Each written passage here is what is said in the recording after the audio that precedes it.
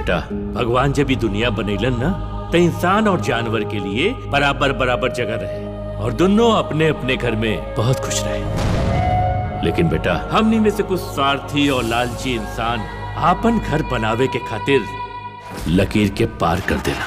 अब पता नहीं ये लकीर के दोबारा के खींची।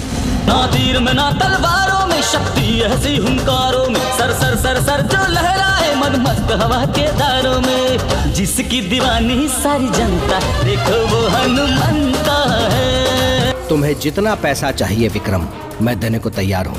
मैं तुम्हें जंगल काटने की परमिशन नहीं दे सकता। इस जंगल में जो मैं कर सकता हूँ ना, तुम्हारे मिनिस्टर साहब भी नहीं कर सकते। इस जंगल का गबरू हूँ मैं। सीधी तरह समझाओ। जंगल की बाउंड्री लाइन बदल देते हैं। कुछ गड़बड़ बा।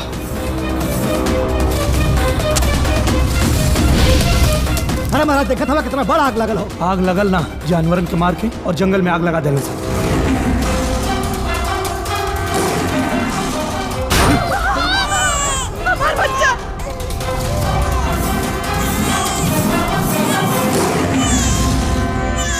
खुशबू, दरवाजा खोल।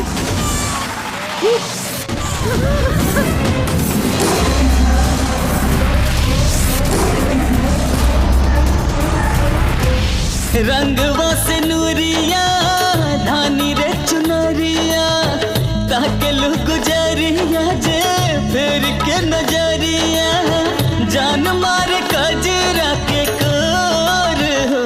पिया चित चोर चोर चोर, चित के चैना लिहला छोर सावरिया रे, प्रीत के डोर डोर डोर, अब तक खींचे तोहरा और सावरिया रे।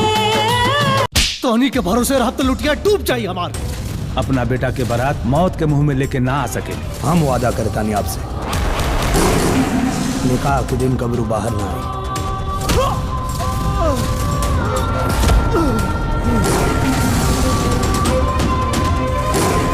अब स्वप्न नगरी का सपना पूरा हुई हमने का।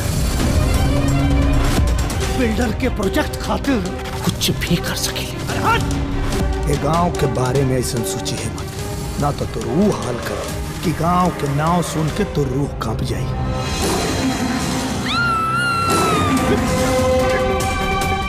गांव प्रधान जी, हमारे गांव के लोग अपन जमीन बेच दिले बा बिल्डर के हाथे और गांव छोड़ के जाए के फैसला कर लेले बा। बोले गाँव के मड़ई दलाने, बोले घर के जंगला पलाने, रुक जा मुसाफिर छोड़ के मत जा, ऐसे तू मुंह मोड़ के मत जा, रोक दापन पाँव हो।